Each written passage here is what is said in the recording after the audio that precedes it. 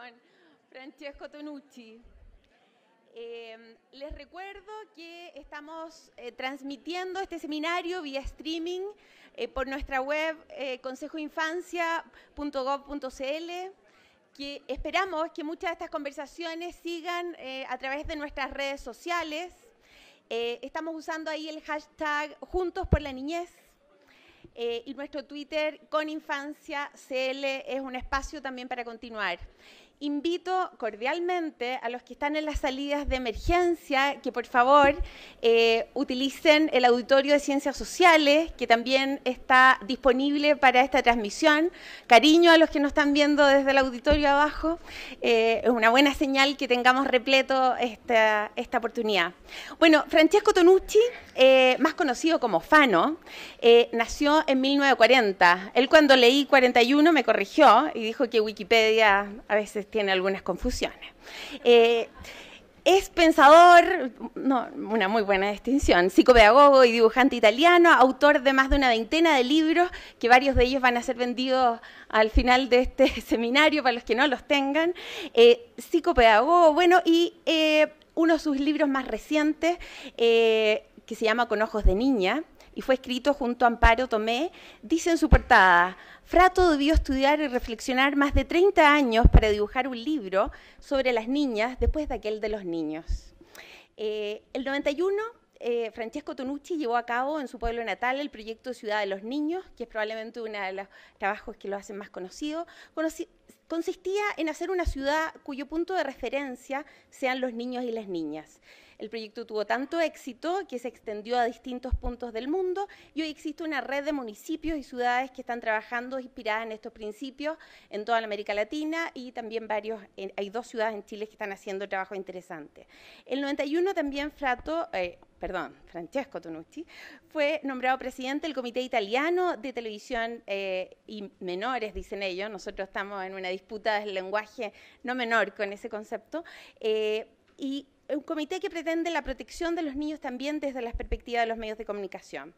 Es colaborador, de múltiples espacios, como se pueden imaginar, entre ellos la Ciudad de la Ciencia de Nápoles, donde existe un taller de los pequeños, y colaborador del proyecto científico El Museo de los Niños, y ha sido nombrado profesor honoris causa de la Facultad de Ciencia y Educación de la Universidad Católica de Lima, y recientemente también de la Escuela de Arquitectura de Argentina. Es padre de 3 hijos, 2 nietos y un problematizador frecuente de nuestro cotidiano y interpelador profundo a que tomemos en serio a los niños y niñas. Sin más, los dejo con Francesco Tonucci.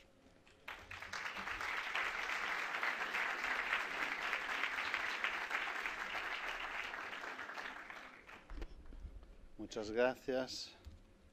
Muchas gracias para esperarme hasta esta hora.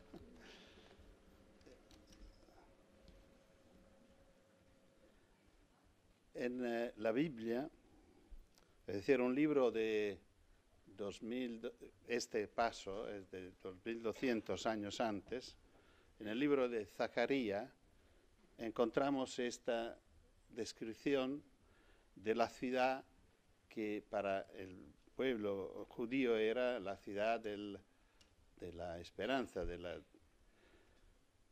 Jerusalén será llamada la ciudad de la fidelidad. Viejos y viejas se sentarán en las plazas, cada uno con su bastón en la mano. Las plazas de la ciudad serán rellenas de niños y niñas jugando. A mí me encantó esta definición de la ciudad ideal. Una ciudad donde los ancianos y los niños rellenan las plazas. No sé si los políticos y administradores de hoy no conocen la Biblia o no la comparten. Efectivamente, las plazas de nuestras ciudades son vacías, o mejor, son llenas de autos. Es decir, hemos tenido un cambio profundo que produce una ciudad hostil. Un niño de 5 años, italiano, trabajando con su maestra y sus compañeros sobre los derechos de los niños, salió con esta frase: si los adultos no escuchan a los niños, van a encontrar líos grandes. Líos. Me impactó mucho el hecho que tenía 5 años y que puede saber un niño tan pequeño de los malos cosas que estamos haciendo nosotros adultos. Pero nosotros sí que lo sabemos. Nosotros hemos administrado el poder que hemos tenido mal. Estamos gastando las energías naturales de este planeta, que por lo que sabemos es el único que tenemos y que no es propiedad personal nuestra.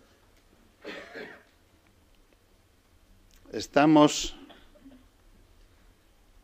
empobreciendo los pobres y enriqueciendo los ricos en las últimas decenas de años, a pesar de todos los proponimientos de justicia social. Los pobres se han hecho más pobres y los ricos se han hecho más ricos. Estamos contaminando el aire. Seguimos haciendo guerras. Estamos en una grave crisis económica que no depende ni del terrorismo ni de algo que han hecho los países pobres, sino exactamente como resultado de toda la más desarrollada política económica del mundo. No es un caso que la crisis económica nació y empezó en Estados Unidos. Es la primera vez en la historia de la humanidad, esto dicen encuestas recientes, que los que van a venir después de nosotros tendrán una esperanza de vida menor de la nuestra. Esto yo lo siento como una vergüenza profunda, teniendo nietos. Nuestros abuelos, no estoy hablando de generaciones o antepasados lejanos, estoy hablando de mi abuelo. Nuestros abuelos nos dieron casi 10 años de vida más. Nosotros estamos gastando este patrimonio para nosotros y para los que vienen después de nosotros. ¿Qué ha ocurrido con las ciudades?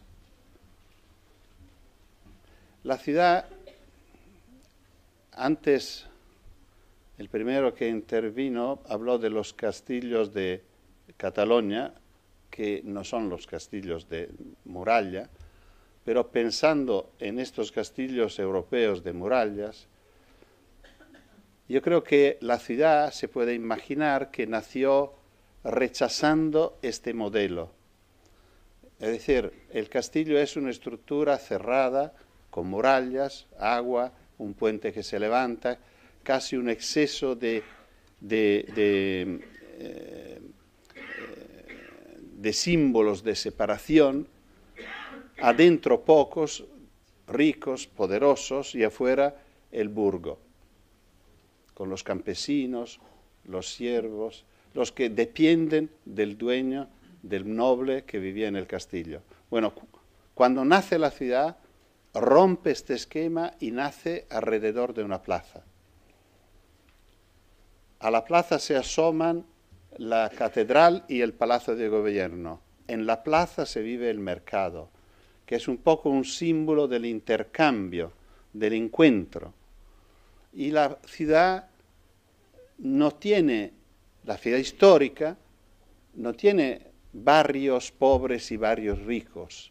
La casa de los nobles, diseñada por grandes arquitectos, está pegada a las casitas humildes de los artesanos.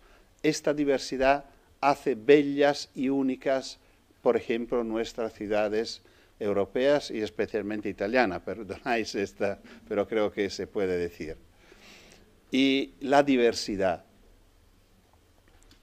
Después de la última guerra hemos tenido que reconstruir nuestras ciudades. y por lo que me parece se ha retomado un modelo del castillo, renunciando al modelo de la ciudad moderna. ¿Por qué? Porque de nuevo nacieron las periferias como un nuevo burgo. Se crearon barrios para distintos niveles sociales, barrios para pobres afuera, barrios para ricos. Y todo esto porque la ciudad eligió un ciudadano prototipo, un ciudadano preferido, que nosotros consideramos como un hombre, un varón adulto trabajador. La ciudad eligió el trabajo, por lo cual un hombre trabajador.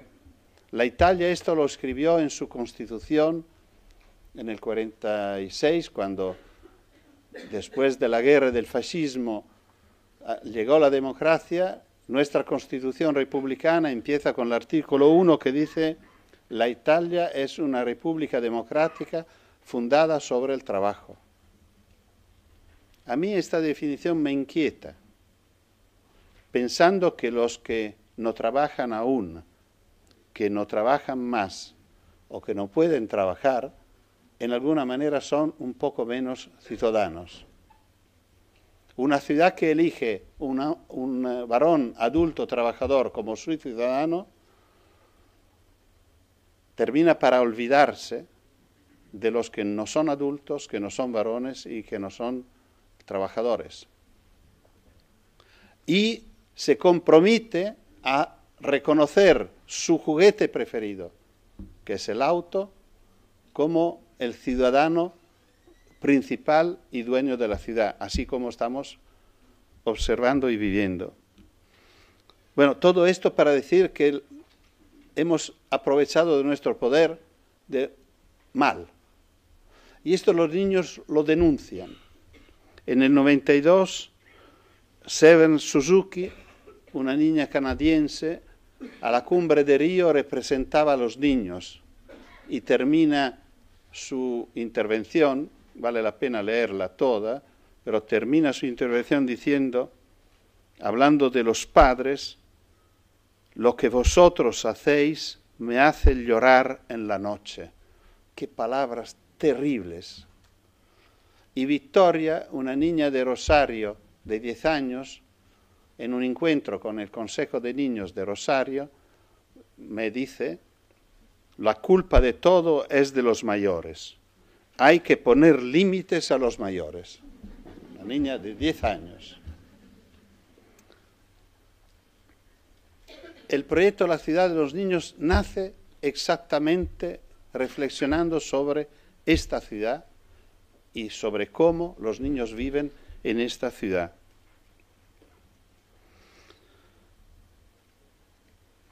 ¿Cuánto cuesta esta ciudad a los niños? Cuesta mucho. Cuesta mucho porque no permite que salgan de casa. Esto, salir de casa, yo creo que es una metáfora importante para examinar la relación entre la ciudad y los niños. Antes, uno de los que intervinieron antes, el alcalde, el intendente de Santiago, decía: es un buen niño, no sale nunca de casa. Esto es el modelo actual. El buen padre es lo que no deja nunca la mano de su hijo. Y si tiene que dejarla, lo consigna a otro adulto que lo vigila. Rápidamente, ¿por qué cuesta a un niño no salir solo de casa? Porque no puede jugar. No puedo pararme en este tema que me encanta, pero tenéis que aceptar una declaración muy apodítica. El juego es la actividad más importante en la vida de una mujer y un hombre, y ocurre en una etapa en la cual se construyen los cimientos que valen por toda la vida. el juego necesita autonomía y libertad. No se puede acompañar un niño a jugar, hay que dejarlo. Por esto, para jugar un niño tiene que salir de casa, saludando a sus padres, encontrarse con un amigo o una amiga, decidir un juego, buscar un lugar adecuado a este juego, pasar un tiempo libre aprovechándolo y no ver la hora de volver a casa para contarlo a su mamá o a su papá o mañana a sus compañeros en la escuela. Segundo, un niño que no puede salir de casa solo no puede descargar sus energías físicas así como lo necesita. Pero lo escribimos en escuela de fútbol, de baloncesto, de baile. Sí, no es suficiente. Son escuelas. Siempre es un movimiento controlado por un entrenador, por un maestro, por una persona que lo cuida esperando que sea un campeón. Por lo cual no se puede permitir de hacer movimientos cualquiera. Y los niños no pueden descargar sus energías, correr, ensuciarse, trepar, pelearse, pegarse a veces. Todo esto es necesario. Los niños engordan. Tenemos un problema enorme con la obesidad infantil. Los colegas pediatras me dicen que será un desastre. Está empezando y será mucho peor. Hay problemas de atención que tienen mucho que ver con el hecho de no moverse. Hay una investigación de Dinamarca muy interesante de hace 2 años, 3 años, hecha una muestra muy grande, que demuestra que los niños que van a la escuela caminando tienen un nivel de atención mucho más alto, significativamente más alto de los compañeros que van a la escuela acompañados en auto por los padres, por el solo hecho de ir caminando.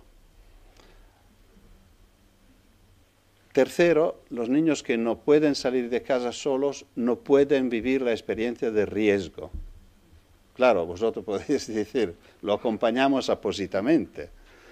Los padres acompañan a los niños para que no corran riesgos. El tema es que el riesgo es una componente esencial del crecimiento y solo superando riesgos, encontrándose con obstáculos, podemos elaborar estrategias para vivir la vida. Françoise Dolto, una gran neuropsiquiatra infantil francesa, decía que jugar por un niño es conseguir la actuación de un deseo a través de riesgos. No pudiendo satisfacer esta gana de riesgos de pequeños, este deseo, esta necesidad de transgresión se acumula, crece y explota en la adolescencia. Cuando por fin una niña o un niño tienen una llave de casa en el bolsillo y pueden hacer lo que piensan necesario hacer o que desean hacer. Y como es tan fuerte este deseo, puede ser que se exprime de forma peligrosa. Yo creo que muchos de los temas que consideramos como los dramas de la adolescencia, del abuso de alcohol, droga, accidentes de tráfico como de moto y de auto, vandalismo, bullying, hasta los suicidios juveniles, creo que tienen mucho que ver con esta falta de libertad de hacer tonterías cuando es la hora justa. Nosotros estamos asistiendo a un conflicto nuevo, que es el conflicto de los niños con sus propios padres. Conflicto que yo 10, 20 años antes no podía notar. ¿Y en qué consiste? Exactamente en esto. Los niños piden a su escuela, a su ciudad más libertad, más autonomía. Los padres de estos mismos niños piden a la misma escuela y al mismo alcalde, a la misma ciudad, más control, más vigilancia, más seguridad. Este conflicto nos obliga a elegir con quién estamos. No podemos estar con los dos. Tenemos que elegir. Y si elegimos los padres, estamos contra de los niños. Porque si aumenta el control, la vigilancia, disminuye aún más la autonomía y la libertad de los niños. Lo que me gusta mucho pensar y decir es que si estamos con los niños, no estamos contra de los padres. Esto es lo bello, lo interesante. ¿Por qué? Porque claro que si aumenta la autonomía de los niños, también la autonomía de los padres aumenta. Se descargan de... Si los niños van a la escuela caminando solos con los amigos, los padres no tienen que asumir este papel, que todos los días es un papel muy complicado.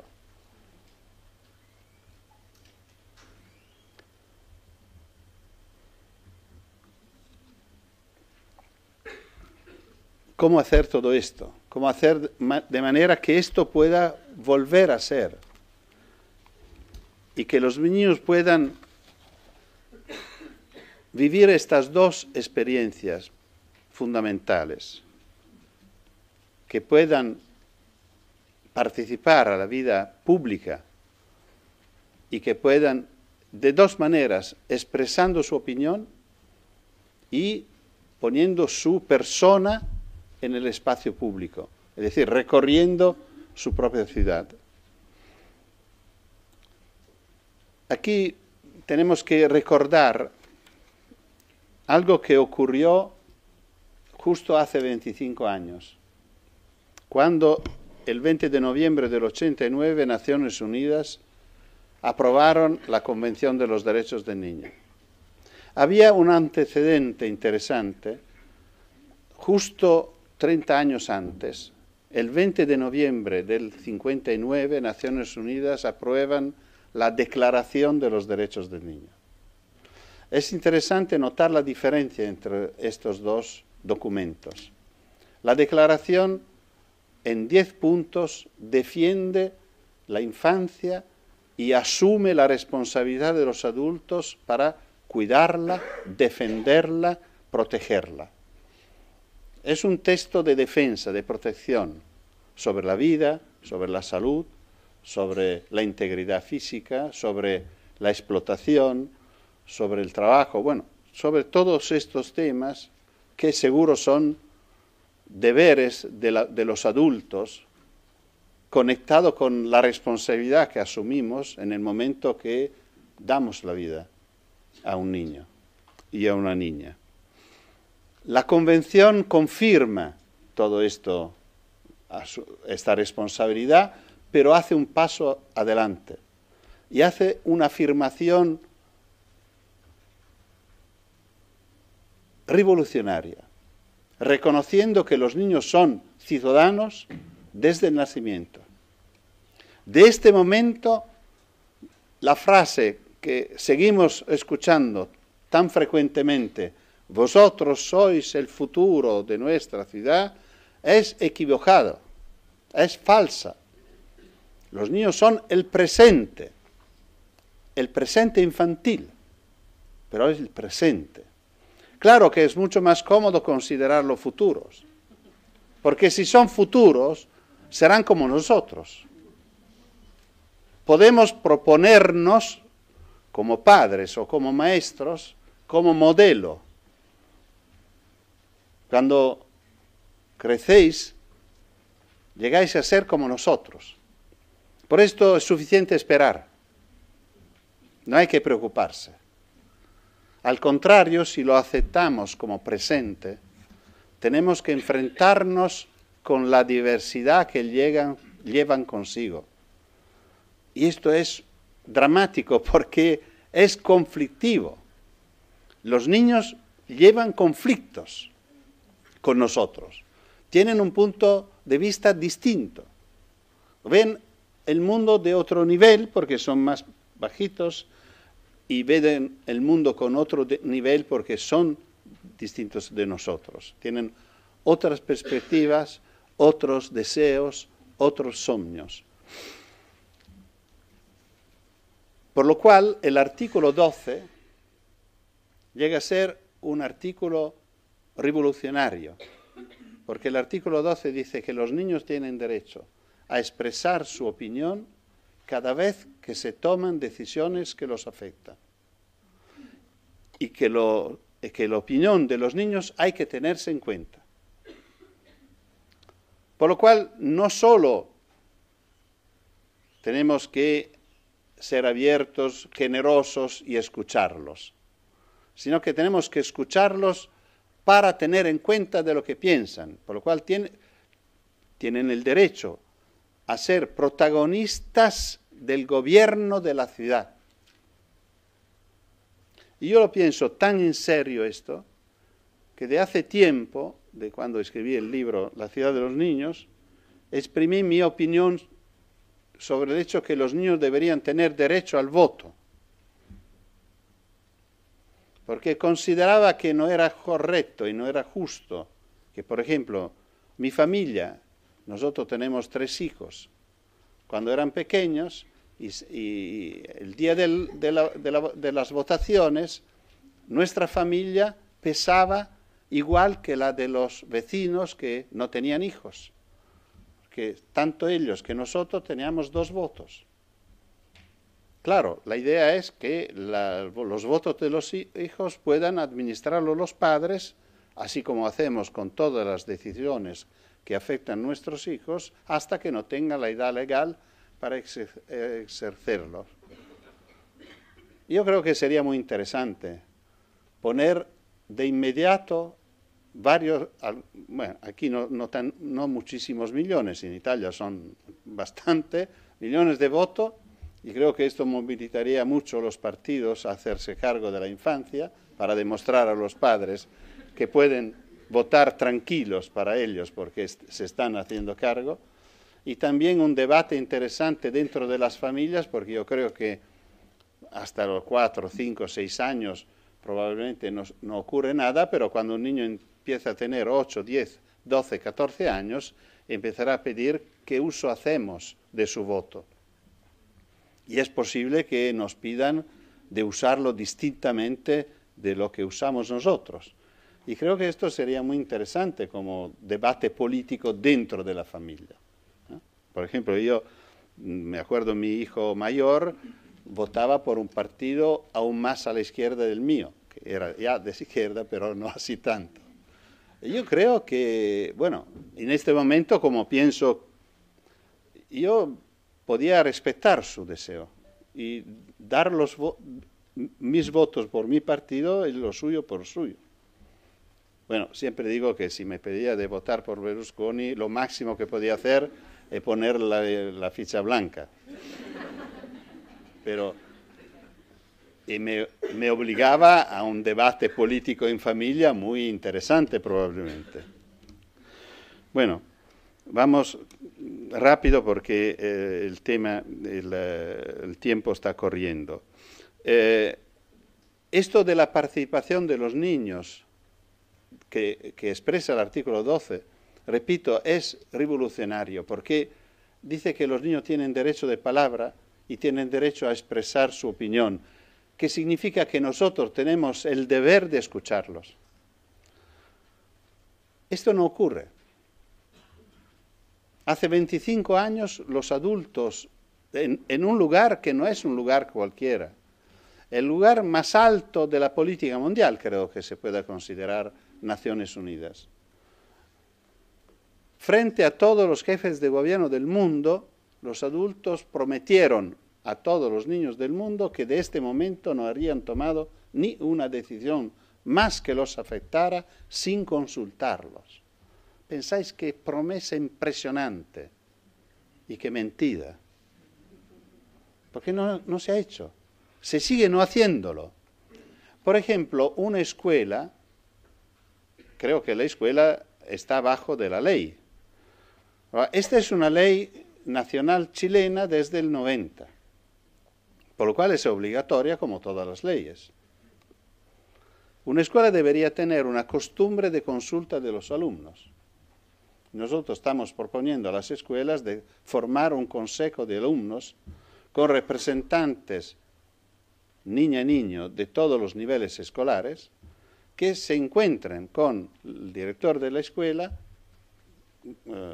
periódicamente para discutir sobre la escuela, sobre el gobierno de la escuela, no sobre el recreo. Normalmente a los niños se pide algo sobre el recreo, no, sobre cómo funciona la escuela, lo que nos gusta de la escuela. Esto no significa hacer una escuela como la piensan y la quieren los niños, significa hacer una escuela sabiendo lo que piensan los niños, que es otra cosa. Bueno, esto en Italia no se está haciendo. Esto significa que las escuelas son ilegales. Tendremos que cerrarlas. Porque así ocurre cuando un comercio es ilegal o cuando algo ocurre de ilegal. Y lo mismo ocurre en las ciudades. Por esto nosotros pedimos a los alcaldes de pedir ayuda a los niños, formando consejos de niños que ofrezcan al alcalde su punto de vista. Esta es la forma de participar al gobierno de la ciudad. El niño representa el otro, representa no solo la niñez, sino los que están afuera del poder, afuera de las decisiones.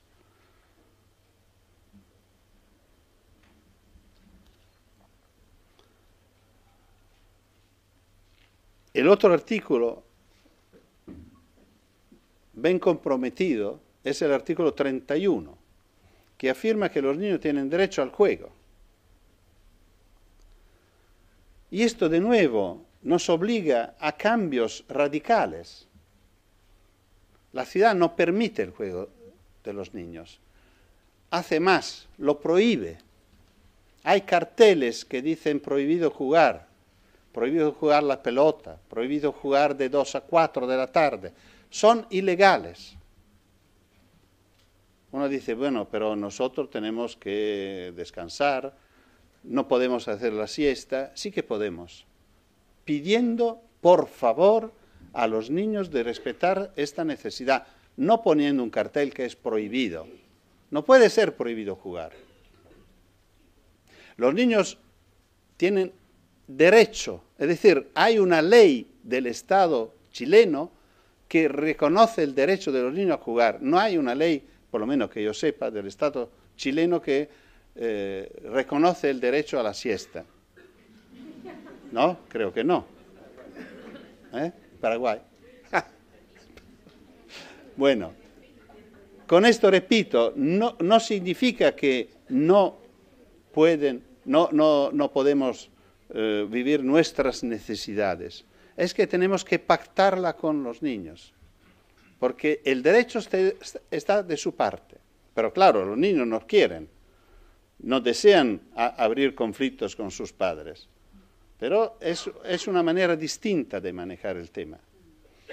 A mí me gustó mucho un cartel que leí, que fotografié en Miraflores, Lima, que decía prohibido jugar la pelota excepto niños. Estoy de acuerdo. Es decir, nosotros podemos arreglar. Podemos, por ejemplo, pedir que los adolescentes, los jóvenes, se tomen su pelota y se la lleven en una gancha, tomando un autobús, no sé. Porque tienen autonomía, pueden hacerlo. Pero no podemos pedir esto a niños pequeños. Hasta los 10 o 11 años, yo creo que los niños deben poder jugar donde quieren, cómo quieren y cuándo quieren.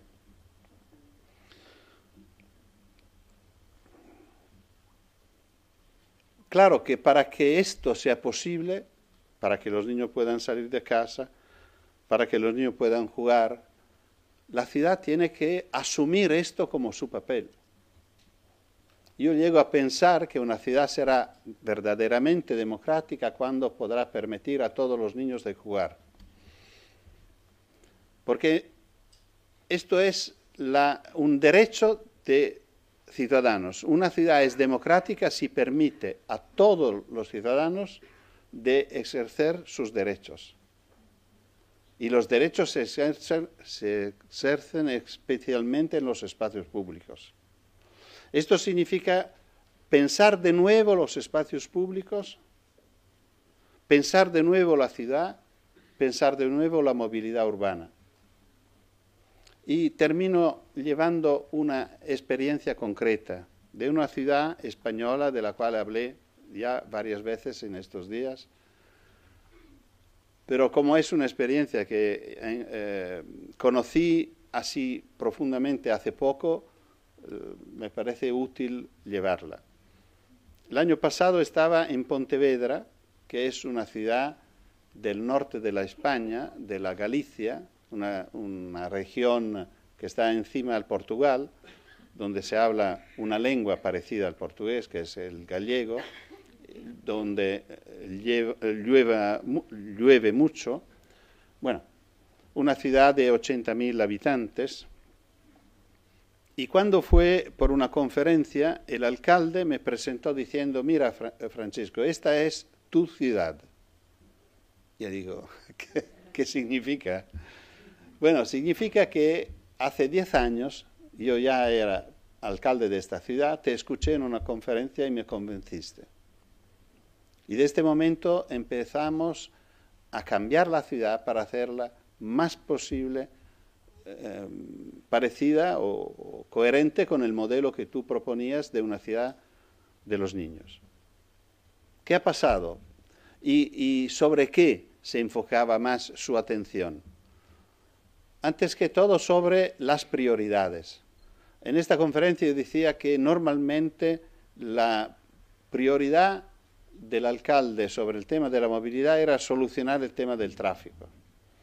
Claro que solucionar el tema del tráfico significa facilitar el movimiento de los autos, facilitar el aparcamiento de los autos. Esto nos obliga a ampliar la calle. Bueno, esto lamentablemente produce que se estrechan las veredas, pero solo es por consecuencia. Pero lo que nosotros necesitamos es ampliar la calle porque más coches, más autos puedan moverse. Tenemos que ampliar los aparcamientos, porque si no, ¿dónde ponemos todos estos autos? Si es posible abajo, si no es posible, ocupamos las plazas. Bueno, ¿a qué sirven las plazas? Y así enseguida, hasta que desaparecen de hecho los peatones y todo el mundo se mueve en auto, por lo cual no se necesita recuperar el espacio de los peatones. Esto era Pontevedra antes. Decía, una calle, por ejemplo, de 9 metros tenía 6 metros para los coches, para los autos. Dos vías, 2 sentidos y aparcamiento. Y faltaba 1,5 metros por un lado y el otro de los peatones, donde ya los peatones y el mobiliario urbano, farolas, papeleras, bancos y tal, por lo cual los peatones tenían que pasar uno detrás del otro. Significaba que la ciudad no invitaba al paseo. Para mí pasear significa ir junto con alguien con el cual hablo, no puedo pasear uno detrás del otro. La propuesta que yo hacía es dar la vuelta, empezar de los peatones. Y esto es una elección a nivel filosófico, no es algo solo práctico, porque es la única opción democrática, si democracia significa de todos, porque todos son peatones y solo peatones son todos. Todas las otras categorías son algunos, una parte. Conducen, una parte usan los medios públicos, una parte usan la bicicleta, pero todos son peatones. Por lo cual empezar de los peatones yo creo que es una obligación democrática. ¿Y qué ocurrió? Que empezaron a pensar cuál es el tamaño de una vereda respetando la necesidad de los peatones. Empezaron a pensar que sean 2. Y como Pontevedra, como decía antes, y no casualmente, llueve mucho, con paraguas abierto. Esto a mí me encantó como criterio urbanístico. Asumieron 2 adultos, 2 personas con paraguas abierto, 2,5 metros. Más el mobiliario urbano.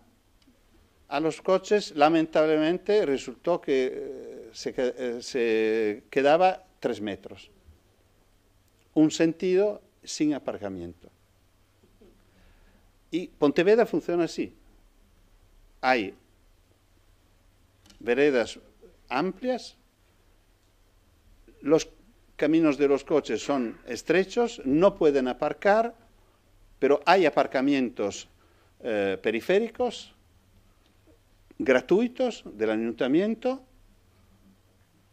Hay el minutómetro, que es un mapa que el ayuntamiento ha hecho de la ciudad, donde las distancias se miden en minutos a pie, que demuestra que dejando el auto en uno de los aparcamientos gratuitos, con menos de 15 minutos se puede llegar en cualquier lugar. Por lo cual no hace falta usar el auto para ir adentro de la ciudad. El otro tema que lo golpeó en mi conferencia de hace más que 10 años era que yo decía que es una vergüenza la manera con la cual tratemos, por ejemplo, los minusválidos. Vosotros conocéis todo el tema de las barreras arquitectónicas. ¿Y qué hacemos nosotros que somos generosos? Hacemos bajadas y subidas. A veces son bajadas y subidas impresionantes, de suicidio. Pero bueno, lo hemos hecho, por lo cual la cumplimos. Yo decía, qué vergüenza. ¿Por qué son los más débiles que tienen que hacer el esfuerzo más grande? ¿Por qué no lo pedimos a los autos que tienen el motor de subir y de bajar? Es decir, la regla que debería ser es que el camino de los peatones nunca cambia su cuota, que sea siempre igual. Por lo cual, cuando hay que cruzar la calle, es como si fuera la vereda que cruza la calle, manteniendo su estructura, sus características y su altura. En Pontevedra todo es así. Los autos se mueven de esta manera. Por lo cual pudieron poner una velocidad límite de 30 kilómetros por hora, no solo como obligación, sino como necesidad, porque si no se estropea el auto. Con Pontevedra puede disminuir sensiblemente el número de accidentes y la gravedad de los accidentes. Son algunos años que no tienen muertos por accidentes de la carretera. Y el alcalde me decía, bueno, nosotros estudiamos este tema y las encuestas nos dijeron que a 50 kilómetros por hora muere un peatón sobre 2 y a 30 kilómetros por hora 1 sobre 20. Y no es lo mismo. Y creo que es muy interesante que un responsable, un decisor, un alcalde se haga cargo de estos problemas. Es una ciudad más relajada, una ciudad donde hay gente en la calle, donde hay niños en las plazas. Es una ciudad que desde el año pasado invitó todas las escuelas a proponer a los niños de ir a la escuela sin adultos.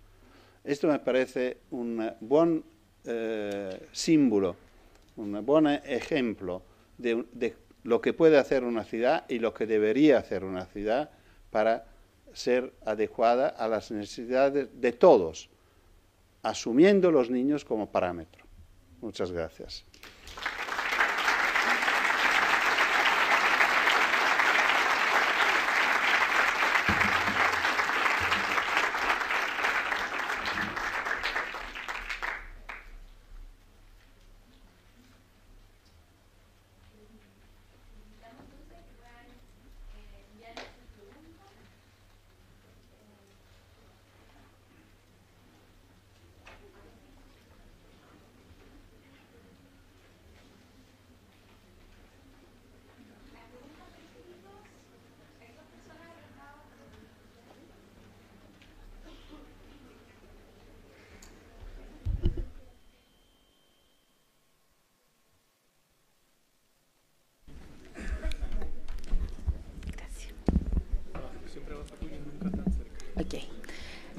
Estamos recogiendo entonces las preguntas por escrito para Francesco.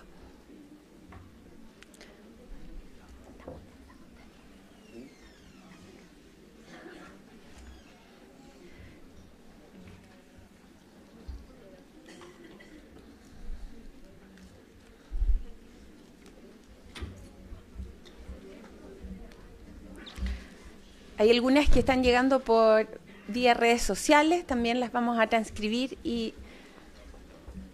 hacerlas presentes.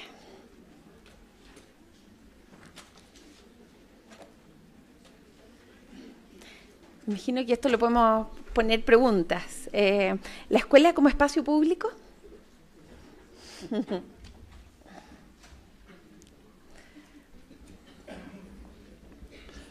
Sí, claro. La escuela como ahora no creo que podemos abrir un tema así complejo como entrar en el mundo de la escuela. Pero vale por la escuela lo que se ha dicho por la ciudad. La escuela es un espacio público si consigue ser una escuela para todos. Sigue siendo un espacio para pocos si sigue proponiéndose como una escuela para pocos. ¿Qué entiendo? Una escuela para pocos es una escuela que selecciona. Por ejemplo, una escuela que en alguna manera afirma que los buenos, los que le interesan, son los alumnos y las alumnas que son valientes en lengua, matemática y ciencia, y nada más. De los otros no se ocupa, no se interesa. Esta no es una escuela democrática, es una escuela que suspende niños porque son distintos. ¿Sabéis que dice, esperáis, si lo encuentro rápido, que dice la Convención de los Derechos del Niño, al artículo, quería leerlo, vamos a ver, probablemente aquí lo tengo.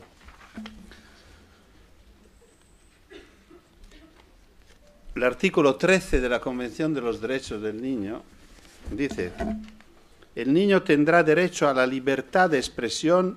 Este derecho incluirá la libertad de buscar, recibir, difundir informaciones, ideas de todo tipo, sin consideración de fronteras, ya sea oralmente, por escrito o impresas, en forma artística o por cualquier otro medio elegido por el niño. ¿Lo sabe la escuela esto? Esto es una ley chilena, vinculante obligatoria. No solo obligatoria, sino prevalente.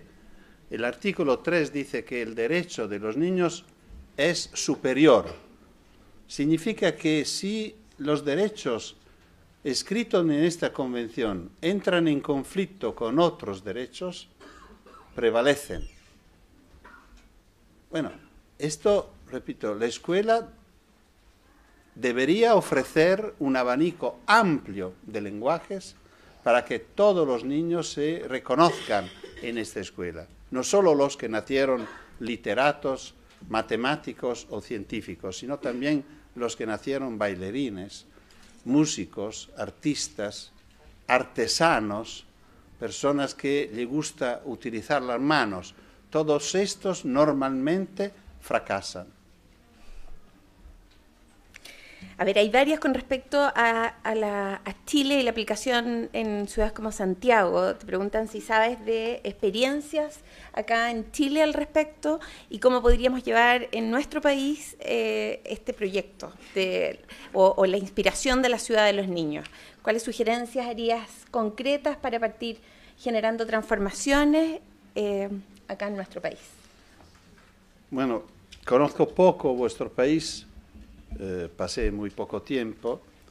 Las dos experiencias que conozco porque me invitaron fue lo de Punta Arenas, 3 años antes, en la cual sigue un interés fuerte de la universidad a seguir este proyecto. Es interesante notar que Punta Arenas adherió al proyecto. Hemos tenido una ceremonia con el alcalde y después cambió alcalde. Este es uno de los grandes temas que tenemos. La fragilidad de este proyecto es que confía en la política, que muchas veces no es confiable. Esto, por ejemplo, de que cada decisor piensa correcto borrar todo lo que ha hecho el anterior, es muy problemático, especialmente por estos proyectos. Por esto es muy importante, por ejemplo, que la universidad se comprometa, porque la universidad, por suerte, no cambia tanto. La experiencia de Peñalolén, hemos tenido el testimonio de la actual alcaldesa y del precedente alcalde. Es una ciudad en la red de la ciudad de los niños, tiene un consejo de niños, tiene una experiencia sobre autonomía. Bueno, la esperanza es que esta experiencia esta propuesta, se asuma a nivel central, si es posible, o que varias ciudades puedan adherir. A nivel central significa, claro, es un proyecto para las ciudades, pero un ministerio o una región pueden asumirlo para proponerlo, para ofrecerlo a las ciudades y crear una red de ciudades, coordinar la red, formar las personas. Bueno, hay muchas funciones que se pueden hacer a un nivel más alto. Nosotros esto lo estamos haciendo, por ejemplo, en Argentina hay una red latinoamericana en la provincia de Santa Fe. Cuando yo voy a Argentina, voy a Santa Fe y allí encuentro personas que adhieren a esta red. Varias preguntas tienen relación a cómo hacer efectivo ese proceso de escucha seria y responsable hacia los niños. ¿Qué técnicas creativas recomienda? ¿Qué métodos son los que más te han funcionado? Sí, claro, yo tenía un esquema mucho más complejo de lo que presenté, pero el tiempo es fatal. Y esto es un tema muy importante, porque parece muy simple escuchar a los niños. Le damos la palabra, le pedimos, ¿qué piensas tú sobre esto? Y no es así, porque los niños lo primero que van a hacer es devolvernos lo que pensamos nosotros, para demostrar que no son tontos, que no están durmiendo, bueno, están en el mundo, y lo demuestran, repito, devolviéndonos lo que pensamos nosotros. Ellos saben que en la escuela la nota mejor se consigue repitiendo al profesor lo que él ha dicho, posiblemente con sus palabras. A nivel educativo es un desastre, pero a nivel práctico, todos nosotros que hemos vivido tantos años en la escuela como estudiantes sabemos que es así. Por lo cual, cuando nosotros pedimos a un consejo de niños, a un grupo de niños, ¿qué piensas sobre esto?, lo primero que va a salir seguro que son opiniones nuestras, de los adultos. Por lo cual hay que aprender a escuchar esperando que salgan las ideas escondidas que los mismos niños esconden porque saben que valen poco. Y nosotros tenemos que tener una oreja sensible, una oreja verde, para escuchar a los niños. Un ejemplo rápido, porque si no, esto se queda un poco vago. Vago, no sé si... ¿sí? Yo me encontré con un grupo de niños en el norte de Italia y pedí qué era lo que no funcionaba en esta ciudad. Porque el día después yo tenía un encuentro con el alcalde y me ofrecía a llevarlo. Y por razones que no sé explicar, los niños empezaron a hablar de los aparcamientos, que había pocos aparcamientos. Y yo le digo, pero a vosotros qué interesa, vosotros no conducéis. Ellos comentaron que sí que le interesaba, porque sus padres anoche cuando volvían a casa siempre estaban nerviosos porque no encontraban aparcamiento. Bueno, por lo cual estaban representando exactamente los problemas de los adultos.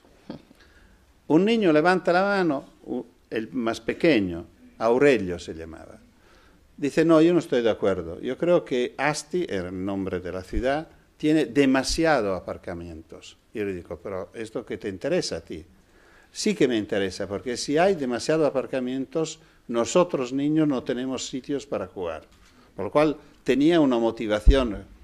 Y yo pude quedarme con esta idea porque estaba seguro que no podía haberlo escuchado por un adulto, porque en Italia no hay un adulto que piensa que su ciudad tiene demasiados aparcamientos. Por lo cual debe ser un producto de su reflexión, de su pensamiento. Y le digo, bueno, ¿qué pensáis vosotros sobre esto? A los otros. Y fue muy interesante, como siempre ocurre, si nosotros lo hacemos correctamente, esto de la escucha, e identificar algo, los otros niños empezaron a decir que sí, que era así. Como si fuera que dijeran, ah, pero ahora entiendo, tú esto nos pedía, lo que pensamos nosotros. Bueno, claro que tiene razón Aurelio, es claro. Nosotros pensábamos que era como siempre, que tú pedías para ver si nosotros estamos capaces de... Y cuando le pedí a Aurelio de decir, ¿qué quieres que diga a tu alcalde mañana? Él me dice, dile que hacemos la mitad.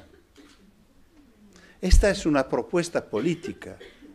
El niño ha dicho, bueno, dile que cuando hay un espacio, lo compartimos.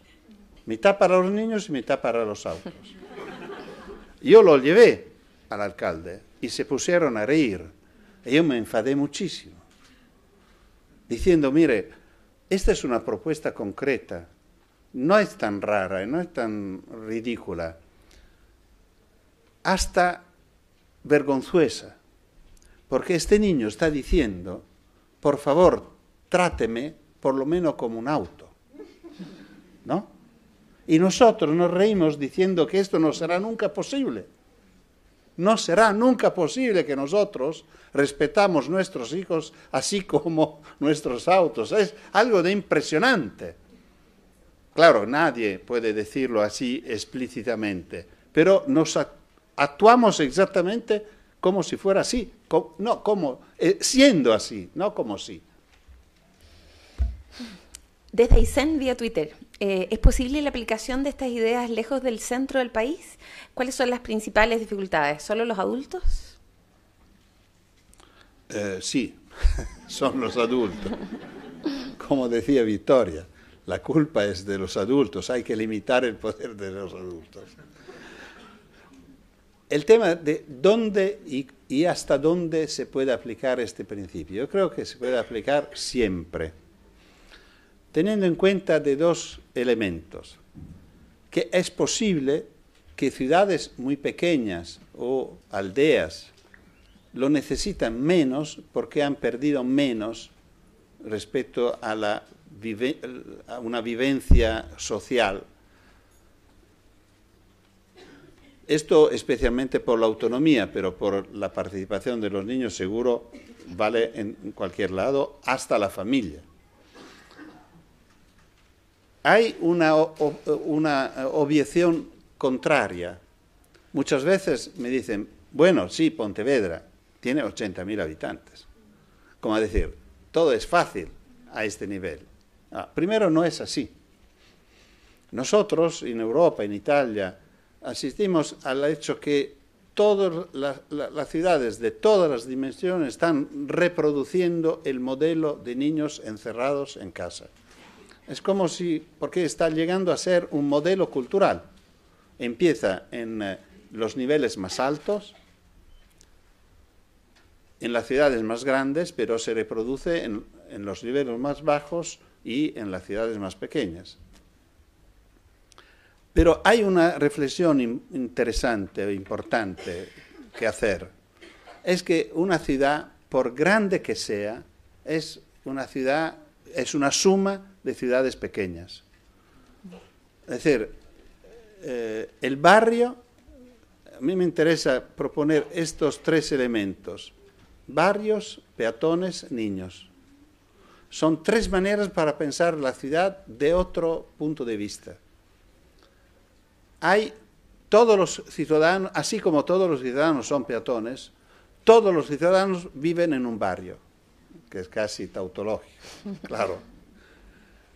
Pero una parte importante de estos ciudadanos que viven en el barrio no salen del barrio. Es decir, el barrio es su ciudad. Por lo cual podemos pensar que el barrio es la ciudad de muchos ciudadanos, a pesar que la ciudad sea de 80.000 habitantes o de 8 millones de habitantes. Por lo cual podemos pensar esta dimensión y proyectar esta dimensión primero en los proyectos, por ejemplo, en las reglas de un plan urbanístico de la ciudad. Sería muy interesante dar reglas vinculantes en el espacio pequeño, en la ciudad pequeña, en los barrios. De manera que no se puedan violar cuando pasamos a pensar la ciudad grande. Porque cuando empezamos a pensar Santiago de 8 millones de habitantes, tenemos que trazar una carretera, una autopista que corta la ciudad para permitir a gente que vive en un lado a llegar lo más rápido posible al otro lado. ¿Quién son estos? No son muchos. Claro, son los que tienen más poder, pero no son todos y no son la mayoría. Y tienen la presunción y la prepotencia de decir, quiero llegar pronto, tengo prisa. Por esto corto los, no importa, paso donde paso, y lo siento, lamentablemente pasamos dentro de tu barrio. No, no pasamos dentro de mi barrio. Porque antes decidimos que dentro de los barrios no se pasa. Por lo cual tiene que pasar bordeando los barrios. Dice, pero tengo prisa. Bueno, tiene que tener paciencia. Porque los otros tienen derecho a vivir. Es decir, esto es una manera distinta de pensar la ciudad, privilegiando el lugar donde viven todos. Por esto, es un modelo que se puede aplicar siempre con algunos trucos. Tenemos que pensar en esta manera. Cambiar las prioridades, de nuevo.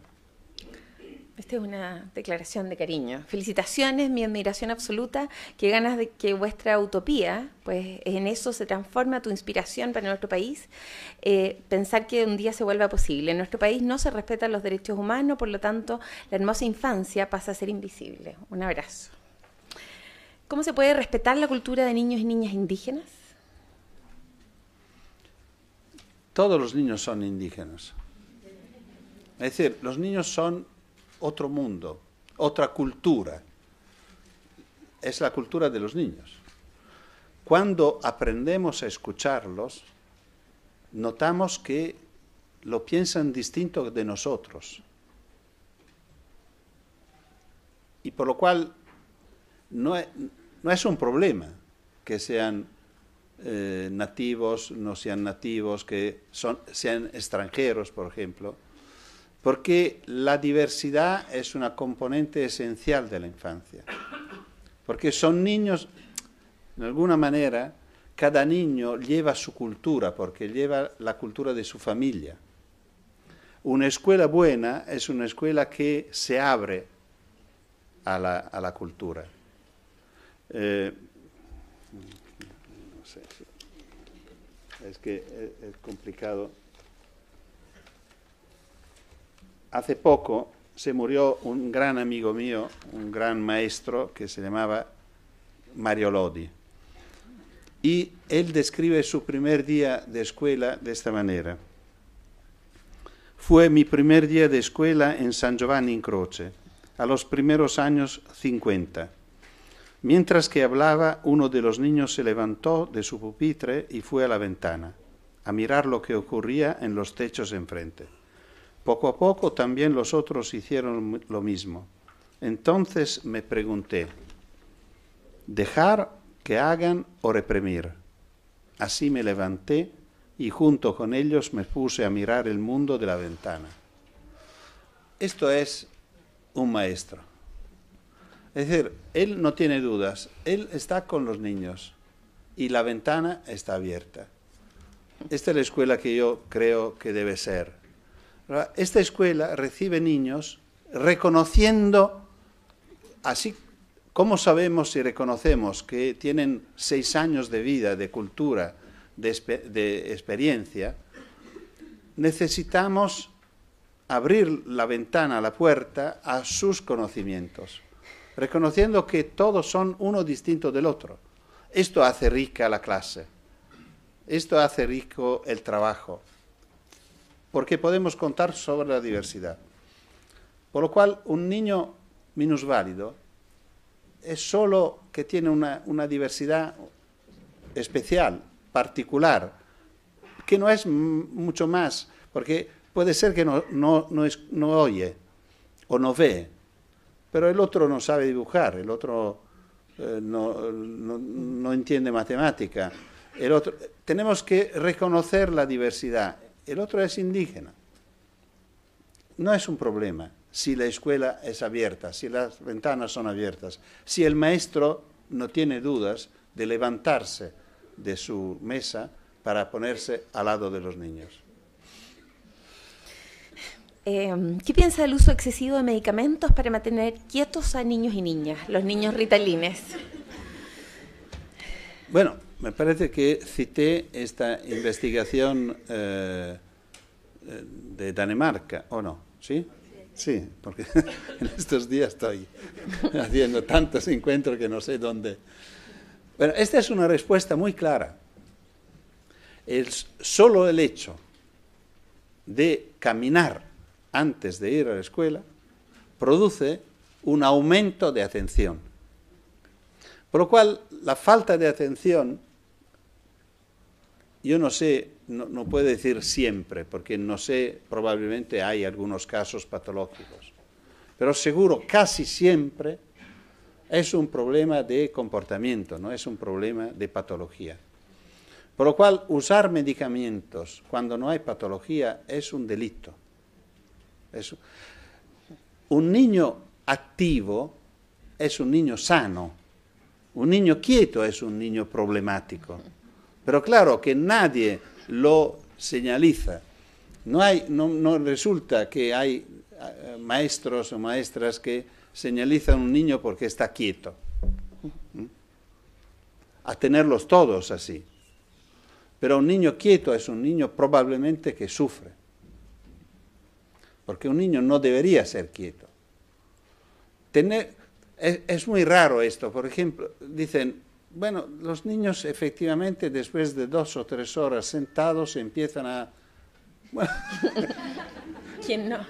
¿Por qué no probamos a pedir a nuestros hijos de estar sentados por 1 hora en casa por la tarde? Es imposible, no existe. Y por suerte no sale a la cabeza de ninguna mamá o de ningún papá. Tampoco si son maestros.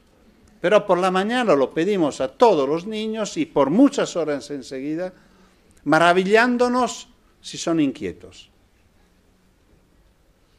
Es que lo estamos haciendo muy mal. No podemos pensar que funcione una escuela donde los niños están sentados por 4 horas enseguidas, esperando que salga un maestro entre otro y que solo el hecho de una campanilla que suena, el cambio de una persona, sacar un libro y ponerlo abajo y sacar otro y ponerlo encima, puede ser suficiente para cambiar manera de pensar, manera de hablar. Porque salió lo de lengua y entró lo de matemática. Y la manera de hablar en literatura, con la metáfora, con los juegos de palabras y tal, no se puede utilizar en matemática, porque si usamos un lenguaje metafórico, no entendemos nada. Pero esto, ¿quién puede hacerlo? Pocos. Y digo siempre, nuestros hijos, que a lo mejor se acostumbraron a estas cosas raras desde pequeños, pero la gran mayoría de nuestros alumnos no lo entienden. necesitan mucho más tiempo, necesitarían muchas más mediaciones para pasar de un mundo literario a un mundo literario. Por lo cual, los pobres casi necesitan una hora, por lo cual cuando sale la de matemática, entra la de música, casi están enterándose de la matemática, y por lo cual todo esto es un desastre. Esto es falta de atención. Yo creo que son errores educativos, que pagan, claro, lo que son más lejos de nuestro modelo cultural, que es el modelo cultural de la escuela, representada por los maestros y las maestras, por los libros de textos, por los programas escolares. Muchos niños no entienden, no son ni disgráficos, ni falta de atención, no entienden. Nosotros hacemos propuestas, el niño no entiende qué queremos. Y por lo cual parece tonto, pero no es tonto, es que nosotros hablamos un lenguaje que no es suyo. ¿Por qué las personas adultas confían tan poco o no confían en los niños y niñas? Bueno, otro tema muy complicado y muy preocupante. Cuando nosotros proponemos esto de la autonomía de los niños, que los niños pueden ir a la escuela, empiezan a decir, ¿desde qué edad? Bueno, nosotros decimos, bueno, para estar seguros desde los 6 años. La gente se pone 6 años. Ahora levanta la mano y dice, mire, puede ser, pero mi hijo seguro no, porque mi hijo se tira abajo de un auto seguro. Pero esto lo dicen en serio. Es decir, hay mucha gente que está convencida que sus hijos son incapaces, que son tontos. Y esto a mí me da una lástima, una tristeza enorme, porque soy seguro que no es verdad. Tenemos datos que dicen que no es verdad. ¿Por qué llevamos esta idea, este convencimiento sobre nuestros hijos? ¿Por qué lo evaluamos como se portan cuando son por la mano con nosotros? Y efectivamente cuando son por la mano de un adulto se portan como tontos. Hacen cosas ridículas, hacen, bueno, y allí sí que es peligroso. Porque claro, intentan liberarse, intentan hacer algo prohibido. Si se paran para recoger una porquería, nosotros decimos que no lo haga. Si dicen, bueno, quiero ver este escaparate tal, no tenemos tiempo, porque claro, nosotros cuando salimos para llegar. El camino es irrelevante, es perder tiempo, por lo cual lo hacemos justo. A mí me llamaron esta mañana, tiene que estar a la puerta a la hora tal, porque era el tiempo que necesitaba para llegar acá. Un niño, por el niño lo que le interesa es el recorrido, lo único que no le interesa es llegar. Por lo cual tenemos maneras de pensar totalmente distintas, por lo cual es un conflicto continuo moverse juntos. Repito, si vosotros hacéis caso a las noticias de crónica, cuando hay accidentes que involucran niños, normalmente son acompañados. Cuando son solos, se cuidan. Cuando son solos, son responsables. Todos, también los nuestros. Nosotros, por este tema, como hay siempre algunos que dicen, mi hijo no porque se tira abajo de un auto, hacemos una encuesta en una ciudad de Italia, que más o menos es del tamaño de Pontevedra, de 90.000 habitantes, que se llama Pesaro, en el Adriático, donde se ha desarrollado mucho la experiencia de ir solo a la escuela. Son 10 escuelas, por lo cual todos los días en Pesaro hay de 1.000 a 2.000 niños de todas las edades, de todos los tipos, quietos o vivos, inteligentes o torpes, bueno, hay de todo, que salen de casa, saludan a los padres y van a la escuela. Por lo cual pedimos al comandante de la Policía Urbana de hacer una encuesta para ver cuántos accidentes se habían registrado en 8 años. Estamos hablando de todos los días, por 9 meses cada año, por 8 años, de 1.000, 2.000 niños cada día. ¿Cuántos accidentes habían ocurrido a niños que se movían solos y a niños que se movían en auto con sus padres? No me sorprendió, pero me dio una gran alegría que no resultó ni un accidente en 8 años a niños que se movían solos. Y sin intervenciones especiales sobre la movilidad. Pesaro no es Pontevedra. No se ha hecho todo este trabajo sobre las veredas, sobre los caminos, sobre los pasajes peatonales. Los niños son capaces. Los niños son responsables. Quieren a su salud. Los que se movían en auto con los padres se registraron 9 accidentes, que son pocos, pero esto permite una cosa que a mí me encanta decir a los padres, que si de verdad están preocupados por la salud de sus hijos, lo mejor que pueden hacer es dejarlo solo. Porque estos son los datos. Si creemos en los datos... Dice, creo que la propuesta es muy interesante, pero elude la dimensión política del tema. Es decir, el ordenamiento de la ciudad también responde a intereses. Aquí se debería abrir un tema que significa intereses y intereses de quién. Por ejemplo, el caso de Pontevedra, este alcalde es alcalde de hace 10 años y no obstante estas intervenciones que muchas veces se consideran contrarias a intereses particulares como el comercio, por ejemplo, que siempre está en contra, como a los conductores de auto, que siempre se ponen en contra, a pesar que sean padres. Este alcalde sigue votado por sus ciudadanos de hace 10 años o más, por lo cual no es verdad.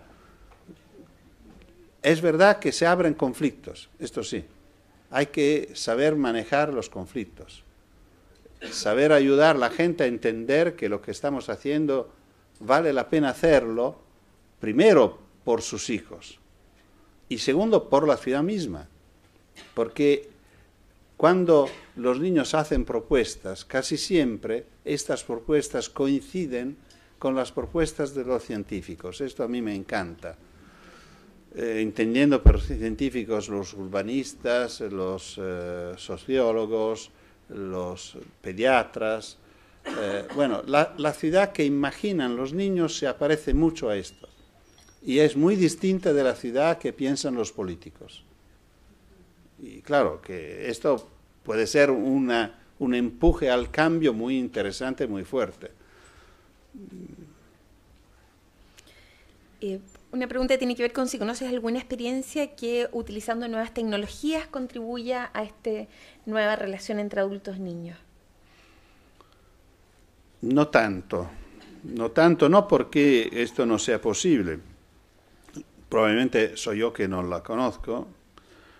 Pedir de nuevas tecnologías a personas ancianas siempre es dudoso. Nosotros pensamos que lo que no sabemos hacer no vale nada. Tenéis en cuenta que cuando yo tengo problemas con mi computadora llamo a mi nieto. Por lo cual, yo pienso que, bueno, ahora se habla mucho de Smart City, que son ciudades tecnológicas. Yo siempre digo que aprecio mucho la tecnología, creo que puede hacer mucho, pero hay que tener cuidado porque hay necesidades distintas en edades distintas. En la infancia, especialmente en la primera infancia, la necesidad es de vivir concretamente las experiencias. Los niños tienen que salir de verdad, no virtualmente. Tienen que tocarse físicamente, tienen que pelearse con el cuerpo, con los cuerpos, y no con mensajes, con teclas, exactamente. Por lo cual yo tengo miedo que rápido algunas familias puedan decir a su hijo: no hace falta que tú sales de casa para encontrarte con tu amigo, porque con Skype pues puede verlo y hablar y como si fuera aquí. No, no es como si fuera aquí, es otra cosa. Por lo cual, así como veo con mucho peligro el uso del celular. El celular llega a ser un sistema de control. Yo te lo compro, te lo cargo, a pacto que tú no lo apagas nunca. De manera que cuando quiero, yo puedo saber dónde estás, con quién estás, qué estás haciendo. Que está produciendo la producción de mentiras de parte de los niños impresionantes. Por lo cual lo estamos educando a mentir. Porque claro, un niño cuando sale debe salir. Y cuando vuelve, nosotros podemos conocer lo que ha vivido a través de sus palabras, así como quiere contarlo. Y depende de la confianza que nosotros seamos capaces de suscitar, si serán cuentos sinceros o menos, dependiendo también de lo que ha vivido. Es que en el juego se viven experiencias que no se pueden contar a los padres.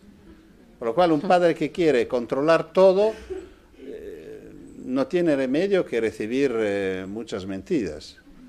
O que su hijo no viva estas experiencias, pero que son necesarias. Por lo cual es muy complicado. Hay sistemas ahora, por ejemplo, en un encuentro en España me decían que hay sistemas, los niños van a la escuela caminando con adultos que los acompañan, este sistema que se llama Pedibus, y los padres pueden quedarse conectados con el adulto que la acompaña, siguiendo en una computadora el recorrido de los niños. Así como hay aparatos, un poco como esta cajita así, que se pueden poner en el bolsillo de los niños y que permiten a los padres de seguir el recorrido de los hijos, para ver si pasan donde pactaron que pasara. Todo esto yo creo que es muy peligroso, muy feo, porque aprovechamos de un instrumento muy eficiente, muy capaz para controlar, como un sistema policial casi. Y esto no funciona, funciona, pero consigue un resultado exactamente opuesto de lo deseado. Por supuesto no vamos a alcanzar, sí. Últimas 2 te propongo, ¿sí? 12. 2. Me encantaría las 12, pero bueno. ¿Cómo entiendes la violencia entre pares, más conocido como bullying? Porque los niños actúan con mucha violencia desde temprana edad, también entre ellos. Ya lo decía antes. Yo creo que el bullying es una de las experiencias que se están viviendo hoy más que ayer, que es una respuesta a esta imposibilidad de vivir experiencias autónomas entre niños. Claro que cuando los niños se encuentran de forma espontánea, también hay formas de violencia. Yo recuerdo muy bien que, claro, cuando los niños salen de casa, normalmente y justamente, de mi punto de vista, las familias ponen reglas. Es decir, la autonomía, así como la autonomía tenemos que considerarlo la expresión de afecto y no de abandono, así podemos considerarlo como una experiencia que se hace dentro de un marco de reglas. Por lo cual los padres a nosotros no solo nos dejaban salir de casa, sino nos echaban de casa, porque en casa 4 hijos varones eran incompatibles con lo que mi mamá tenía que hacer en una casa muy pequeña, humilde y tal.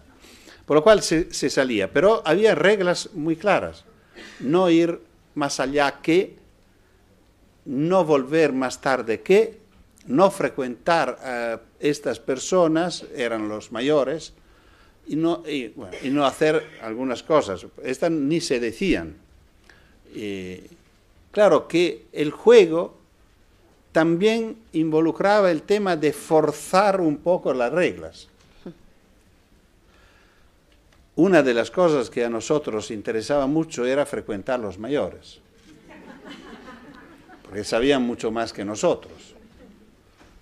No solo en este ámbito que todos hemos pensado en este momento, sino también en competencias prácticas. Y claro que frecuentar a los mayores nos exponía muchas veces a experiencias de bullying, pequeños, es decir, había que soportar humillaciones para poder vivir esta experiencia y cada vez se evaluaba si valía la pena o no valía la pena. Pero era algo que era entre nosotros, era una evaluación económica. ¿Cuánto cuesta y cuánto vale? Y bueno, esto también nos ayudó a crecer, a elaborar estrategias sociales, evaluar, repito, el balance del coste-beneficio. En este momento no habían instrumentos feroces como YouTube, como las redes sociales. Digo feroces cuando se usan por esto, porque claro que una violencia, entre comillas, que ocurre entre un niño de 12 años y uno de 8, es distinto si se queda dentro de esta relación o si va en un teatro mundial, porque no tiene límites. Y esto cambia todo y produce efectos desastrosos. Bueno, por lo cual hay todo este elemento. Por un aspecto yo creo que yo estoy convencido que si nosotros asumimos una actitud más abierta respecto a la infancia, la adolescencia puede ser más tranquila y mejor. Última pregunta. ¿Qué se puede hacer para transformar un centro privativo de libertad para adolescentes en un centro que pueda facilitar un sano desarrollo y reparación? Un centro privativo de libertad. ¿Qué significa una cárcel minoril? Claro, una especie de cárcel. Lo mejor que podemos hacer es no ponerlo allá. Lo entiendo que es una respuesta un poco fácil, pero hasta que estas estructuras de contenimiento, las cárceles minoriles, siguen siendo las mejores escuelas de delincuencia que tenemos, poner los chicos allí significa formar delincuentes. Aquí también es un problema de costes y beneficios. Nosotros nos defendemos porque los adolescentes pueden ser violentos. El tema es si ganamos algo con este sistema o si no valdría la pena pensar algo de distinto. Esto es lo que contesto yo todas las veces que me ponen el problema de bajar la edad de punibilidad de los chicos. Yo creo que punir es algo de correcto, hay que hacerlo con medios y propuestas inteligentes. Inteligentes en el sentido que consigan el resultado que queremos. Si el resultado es borrar a esta gente, bueno, porque si nos vamos a dejarlo por algunos años en una estructura que lo formará como un delincuente adulto, bueno, no creo que vamos a ganar mucho.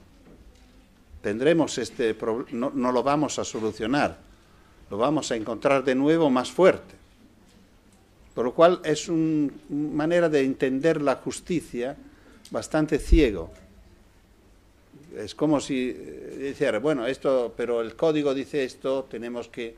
Bueno, sería muy interesante que los códigos dijeran que el juez, por ejemplo, puede evaluar, normalmente lo dice, especialmente para los menores de edad. Y esta evaluación debe ser hecha, yo creo, con coraje.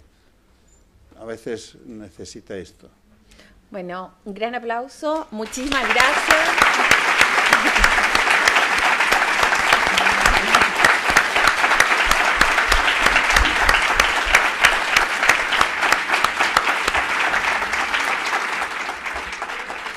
Agradecemos mucho tu visita y como Consejo Nacional de la Infancia también agradecemos que cada uno de ustedes haya destinado esta mañana a compartir, conversar. Nos seguiremos encontrando. Muchas gracias. Rápido. Te tenemos un regalo. Venga para acá.